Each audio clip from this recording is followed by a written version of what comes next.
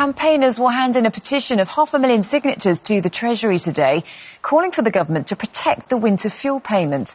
From next month, the payment will be restricted to those on certain benefits like the pension credit, leaving thousands of previously eligible older people on low incomes struggling to pay their bills.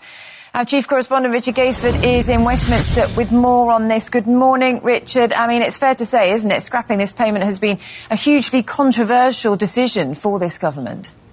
Yeah, and it came as a shock to many because it wasn't in Labour's manifesto. And while some economists, Charlotte, might think it's a good idea to get rid of a universal benefit that not everyone needs, and there's been costing successive governments more with an ageing population, there are many who are really going to be struggling. We've seen the protests here last week in Westminster.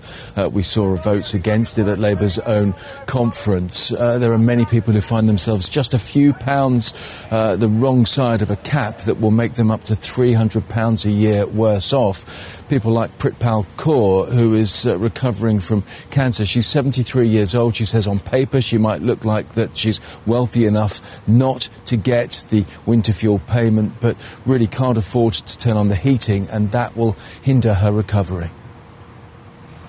When you're going through the chemo treatment, you tend to feel cold because you're weaker and you feel more cold. I'm sitting here with my electric blanket and my hot water bottle, and my heating is on as well.